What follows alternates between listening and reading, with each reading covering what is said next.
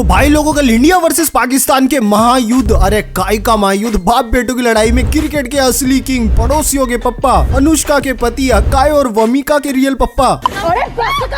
अरे ऐसे कैसे बस कर दू कोहली भाई, आपने जो कल काम किया है ना, मुझे तो खुशी के मारे आपकी तारीफ में बड़े शब्द ही नहीं सूझ रहे, और जो शब्द सूझ रहे वो आपके कार्य के हिसाब से बहुत ज्यादा छोटे पड़ रहे हैं। तो रहने दो फिर।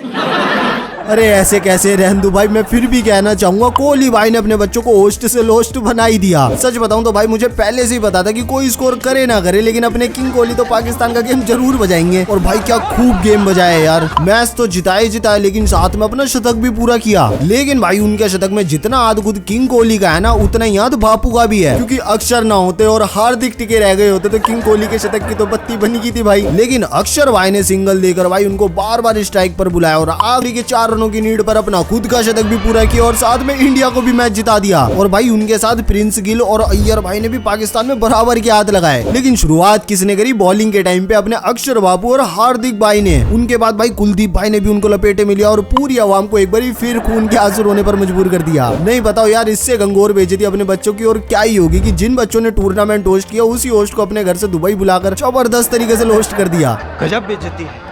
नहीं तो कहा भाई, एक टाइम था जब 2016-17 तक पुत्र और पिताजी को एक टक्कर का माना जाता था, और भाई पाकिस्तान ने 2017 के फाइनल में हमको काफी दुख भी दिए थे। लेकिन उसके बाद तो अगर T20 के एक आधे मौके हटाते तो भाई पिताजी ने अपने बच्चों को इस तरह एक तरफा रगड़ा है जिस तरह बेचारे अपने गली बस्ती के लड़के एक तरफा प्यार में रगड़ा खाते हैं। वैसे भाई सच बताऊं तो पाकिस्तान के इस समय जैसे हालात थे ना, उनके मन के अंदर वैसे हमारे प्लेयरों के नाम सुनते बुखलाहट पैदा हो रही थी। बेचारों ने इसी बुखलाहट के चक्कर में कभी तो इंग्लैंड वर्सेस ऑस्ट्रेलिया के मैच के अंदर अपना राष्ट्रगान चला दिया, या तो इनके बैल के किंग ने अपने इंटरव्यू के अंदर ऐसे शब्दों का प्रयोग किया जिनके आसपास के शब्दों का जन्म ना तो इंग्लिश की किताब में कभी हुआ है ना ही कभी होगा। एक शब्द बोला था यार बाबर आजम ने, यार क्या बोला था, जो आपकी बेस्ट एबिलिटी है। हाँ बेस्ट एबिलिटी। अब भाई मैं सोचा कि यार ये शब्द मैंने कभी तो सुना तो है नहीं, कम से कम जाकर इसे सर्च ही कर लूं। अब भाई मैं गूगल पे जाके इसका मतलब ढूंढने गया तो भाई इस शब्द का तो कुछ और ही मतलब दिख रहा था।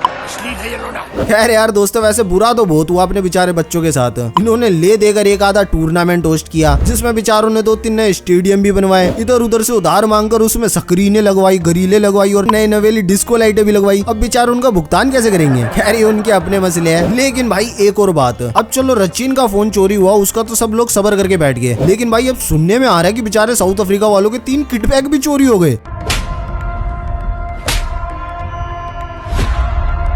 अनुष्का, जोर पैदा किया है हमने।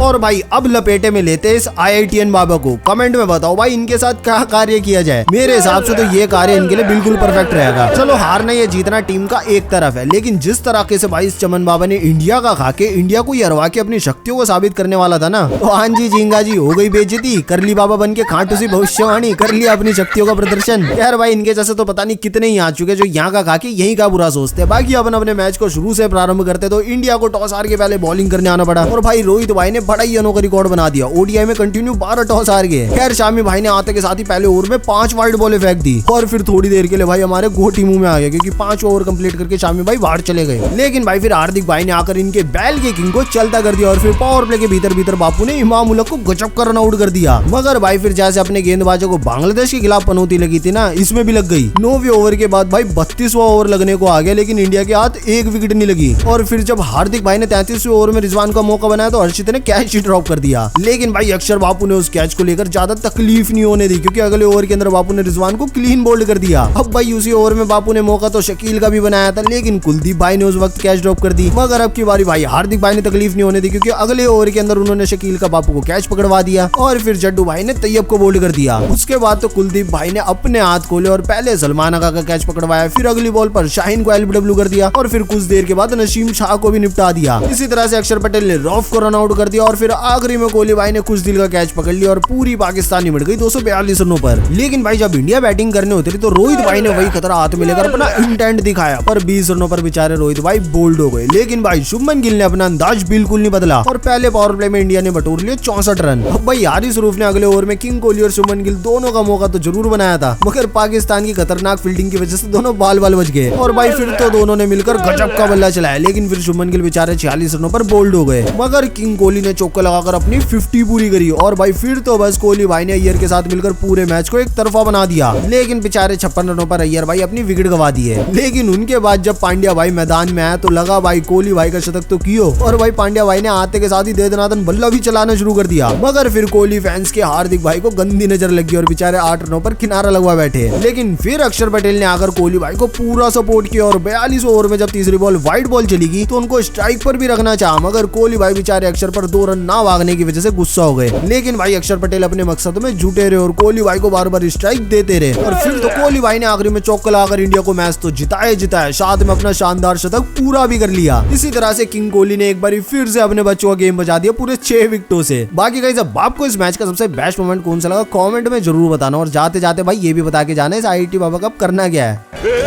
पकड़ पकड़ पकड़